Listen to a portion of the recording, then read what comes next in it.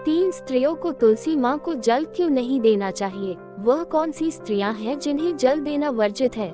गर्भवती स्त्री को जल क्यों नहीं देना चाहिए?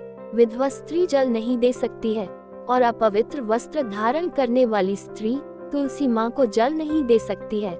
आज हम आप लोगों को इन्हीं सब के बारे में जानकारी इस वीडियो में देंगे, जो कि हमारे प्रेमानंद जी बताए हैं। वीडियो को शुरू से अंत तक जरूर देखना, आप लोगों के मन का भ्रम आज दूर हो जाएगा। आप लोगों को ये बताएंगे कौन कौन सी स्त्रियां जल नहीं दे सकती और अगर जबरदस्ती जल देती है तो उन्हें कौन सा महापाप लगता है। अगर वीडियो पसंद आए तो लाइक और सब्सक्राइब जरूर कर लेना। तुलसी माता एक ऐसा नाम जिसे सुनते ही श्रद्धा से सिर झुक जाता है। वह कोई सामान्य पौधा नहीं, साक्षात लक्ष्मी स्वरूपा है। उनके पत्ते में अमृत है, उनके तने में तीरथ है और उनके समर्पण में मुक्ति का मार्ग छिपा है। शास्त्र कहते हैं, तुलस्या लघु पत्रेण पुमान यत्नतः पूजयेत, अर्थात तुलसी का एक छोटा पत्ता भी यदि प्रेम पूर्वक अर्पित किया जाए तो वह भगवान विष्णु को प्रिय होता है।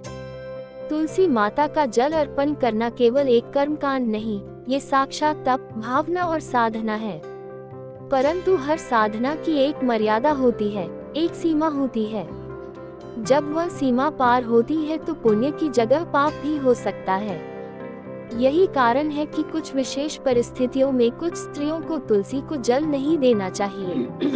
इस निषेध के पीछे कोई तुच्छ भेदभाव नहीं है, बल्कि गहरा आध्यात्मिक विज्ञान छिपा है। स्त्री सृष्टि की जननी है, वह शक्ति स्वरूपा है, लेकिन उसके भीतर की ऊर्जा अलग अलग परिस्थितियों में अलग रूप लेती है।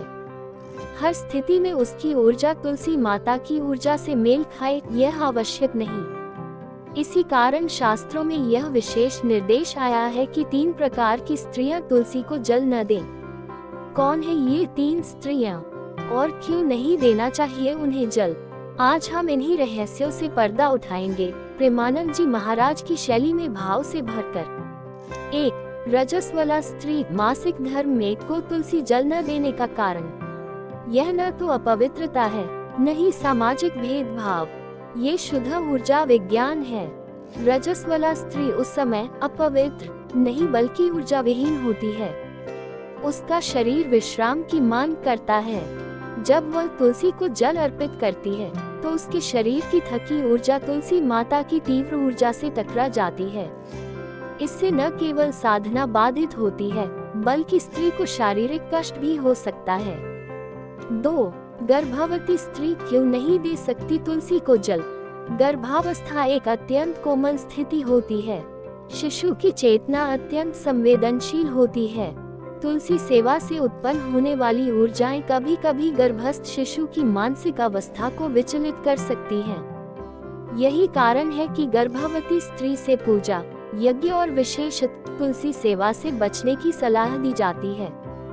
केवल प्रेम से प्रार्थना करें, पर जल सेवा से परहेज करें। 3. विधवा स्त्री को तुलसी सेवा क्यों वर्जित है? ये किसी प्रकार का अपमान नहीं बल्कि भाव की मर्यादा है।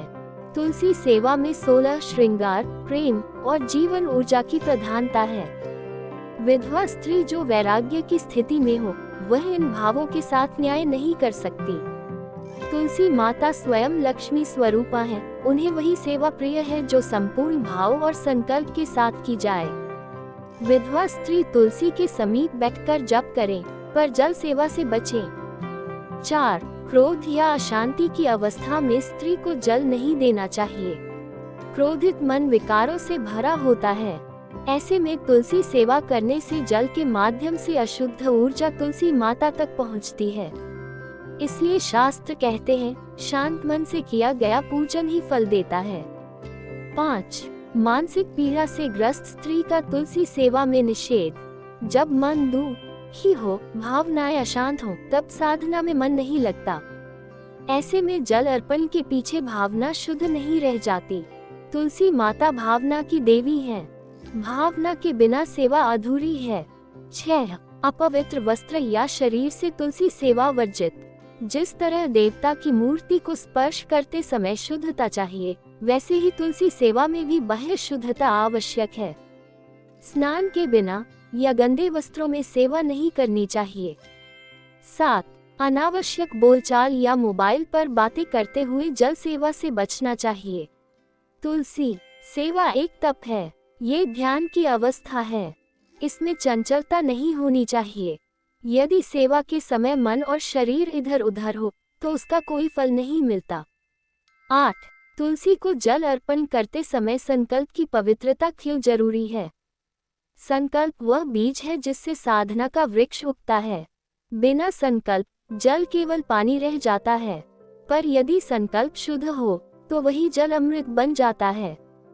स्त्री जब भी जल दे स्पष्ट संकल्प करे, हे तुलसी माता, ये जल आपके चरणों में प्रेम से अर्पित है।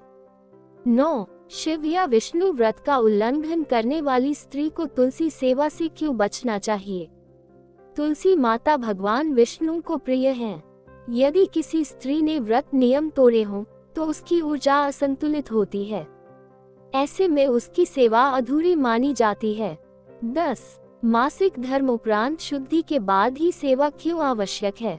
रजस्वला काल समाप्त होने के बाद स्नान, मंत्र जप और सात्विक भोजन के उपरांत ही जल सेवा आरंभ करनी चाहिए। यही शुद्ध परंपरा है। 11. शनिवार को तुलसी को जल नहीं देना चाहिए। विशेष कारण: शनिवार को तुलसी माता को जल देने का निषेध है क्योंकि उस दिन वह विश्राम करती हैं।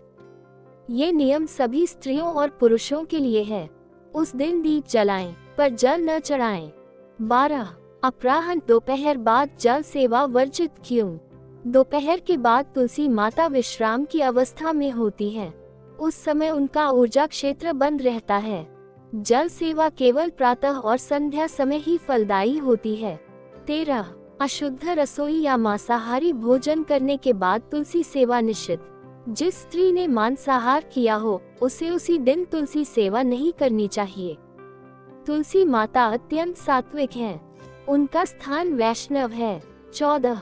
स्त्रियों को मासिक धर्म में तुलसी के समीप बैठना भी क्यों वर्जित है? मासिक धर्म में ऊर्जा बाहर की ओर प्रवाहित होती है।